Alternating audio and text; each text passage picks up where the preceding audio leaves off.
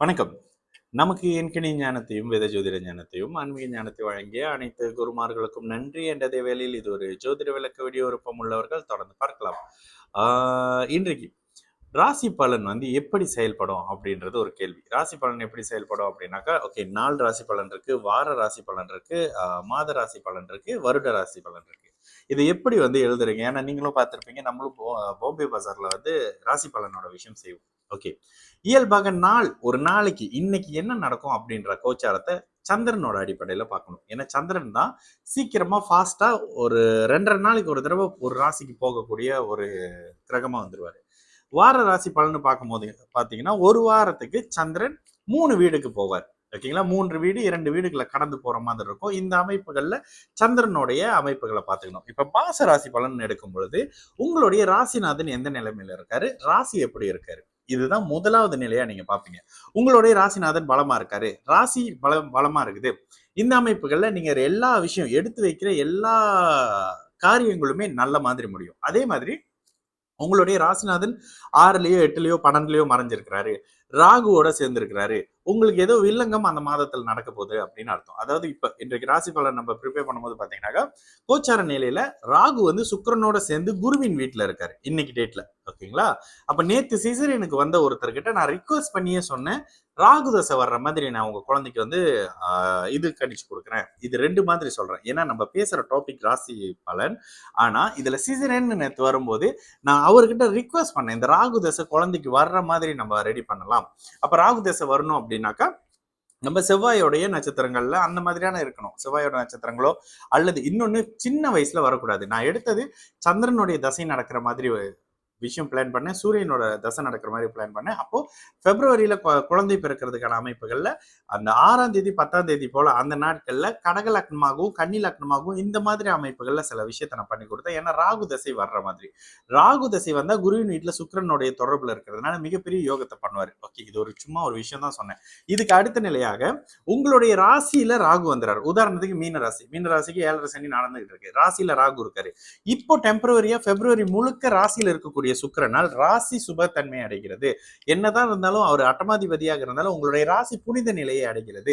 உங்களால சுயமாக திறன்பட தப்பு இல்லாம முடிவு பண்ண முடியுது. ஒரு முடிவை ஸ்ட்ராங்கா எடுக்கிறீங்க, அந்த முடிவை உங்களால செயல்படுத்திக்கிறீங்க அப்படின்ற மாதிரியான சில தன்மைகளை இந்த ராசியில இருக்கக்கூடிய சுக்கிரன் கொடுப்பாரு. ஆனாலும் 7.5 சனி நடந்துகிட்டு இருக்கு, ராசியில ராகு இருக்கிறாரு. அந்த ராகுவை சாந்தப்படுத்தக்கூடிய அமைப்புகள்ல சுக்கிரன் செயல்படுவாரு.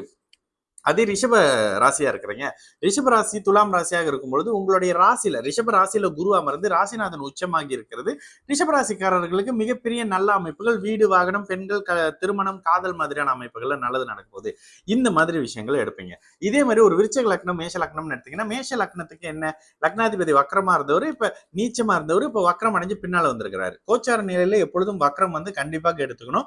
வக்கர நிலை அடையும் பொழுது என்ன நடக்கும், உங்களுடைய முயற்சிகள் பழிக்கிறதுல ஒரு மாதிரியான தாமதம் இருக்கிறது, தடை இருக்கிறது, தேவையில்லாத நோய் விஷயங்கள் எட்டி பார்க்கறது, நீங்களே விபத்துக்குள்ளாகிறது, இது மாதிரியான சில அமைப்புகளை இந்த கோச்சாரத்துல வக்ரம் அடைந்த ராசிநாதன் அவரே மருத்துவத்துக்கு காரகன் ரத்தத்துக்கு காரகன்ற அமைப்புகள்ல சில தன்மைகளும், வீடு வாகனம் கட்டணம் மாதிரியான அமைப்புகளும், உயிர் உறவுகள்ல சகோதர அமைப்புகள்ல டிஸ்டர்பும், இந்த மாதிரி இதெல்லாம் கடகடன்னு ஒரு ஜோசியருக்கு தெரியணுங்க, எந்த ஒரு ரெஃபரன்ஸும் இல்லாம இந்த தன்மையில வந்துடும். ஓகே, அடுத்ததா அப்படின்னாக்கா கடகத்துக்கு நிறைய பேசிட்டோம், அதனால வேணா சிம்மம். சிம்ம ராசிக்கு ஒரு எக்ஸாம்பிள் ராசி பலன் எப்படி எடுப்பீங்க? சிம்ம ராசிக்குன்னு எடுக்கும்பொழுது ராசியை வலுத்த சனி பார்க்கறது, நீங்களே பிடிவாதம் சந்தேக குணம் இருக்கக்கூடிய ஒருத்தரா இருப்பீங்க. 8ஆம் இடத்துல சுக்கிரன் இருக்கிறது என்ன நடக்கும், ஒரு மாதிரியான அந்த அந்த அந்த அந்த 10ஆம் இடத்தினுடைய அமைப்பு 8ஆம் இடத்துல ஒரு மாதிரியாக இருக்குது. அப்ப 8ஆம் இடத்துல என்ன, தொழில் முடக்கம் மாதிரி இருக்கு, வருமானம் கைக்கு வராம இருக்கு, இந்த மாதிரியான தன்மைகள்லாம் இருக்கிற மாதிரியான சில விஷயங்கள் வந்துடும். கன்னி லக்னமா இருக்கிறவங்களுக்கு இந்த மாதம் பிப்ரவரி மாதம் நல்லா தாங்க இருக்கு. ஏன்னா பிப்ரவரி ராசியை குரு பார்க்கிறாரு, ராசிநாதன குரு பாக்குறாரு. பிற்பகுதியில அவர் 6ஆம் இடத்தோட போனா கூட அவ்வளவா சனியை நெருங்காம இடத்துல இருக்கிறது, இதெல்லாம் இந்த மாதிரி இருக்கும். அப்போ ராசி பலன்றது ராசியும் ராசிநாதனையும் அடிப்படையா வச்சு எடுக்கக்கூடிய ஒரு விஷயம். ராசிநாதன் ஸ்ட்ராங்கா இருக்காருங்க, ராசி ஸ்ட்ராங்கா இருக்குங்க, உங்களால தசாபுத்தி அமைப்புகள்ல நல்லதை அனுபவிச்சுக்கிட்டே இருக்கிற மாதிரியான சில தன்மைகள் கண்டிப்பா வந்துடும். இப்படிதாங்க இந்த ராசி பலன் எடுக்கிற விஷயத்த பார்க்கணும். இல்ல பர்டிகுலரா எனக்கு ஒரு 6 8வது அதிபதி தசை நடக்குது, எந்த மாதிரி காலகட்டங்கள்ல ஏதாவது நான் ஒரு விஷயம் பண்ணணும், தசநாதன் பாத்தீங்கன்னா ஒரு 10 வருஷத்துக்கு இல்ல 15 16 வருஷத்துக்கு நடக்கிற குரு தசையா இருக்கு.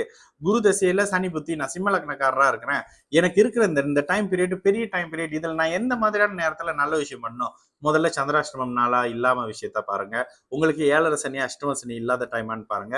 மிக முக்கியமாக நீங்க மீட் பண்ற, யாரோட சேர்ந்து தொழில் பண்றீங்க, இந்த விஷயங்கள் எல்லாம் அவங்களுடைய ஜாதகத்துல உங்களுக்கு மேட்சா இருக்கா? உங்களுடைய 7ஆம் இடம் எப்படி இருக்கு? அவரோட 7ஆம் இடம் எப்படி இருக்கு? உங்களோட 7ஆம் இடத்துல சனி இருந்தா, அவரோட 7ஆம் இடத்துல சனி இருந்தாக்கா 2 பேரும் சந்தேகப்பட்டுக்கிட்டே ஒண்ணா ஒரே மாதிரி இருப்பீங்க. இந்த மாதிரியான சில விஷயங்கள் எல்லாம் கோச்சாரத்தையும், தசாபுத்தியும் வச்சு பார்க்கணும். ஆனா 12 ராசிக்கும் நான் சொல்லணும்னாக்கா இந்த 5 நிமிஷத்துல கண்டிப்பா முடியாது. ஆனா அடுத்தடுத்த வீடியோல இதை பத்தி சொல்றதுக்காக சில எஃபர்ட் எடுக்கிறேன். சரிங்களா? மீண்டும் வேற வீடியோல வேற ஒரு நாலேஜோட மறுபடியும் சந்திக்கலாம். நல்லது நடக்கும். எல்லோரும் நல்லா இருப்போம். வணக்கம்.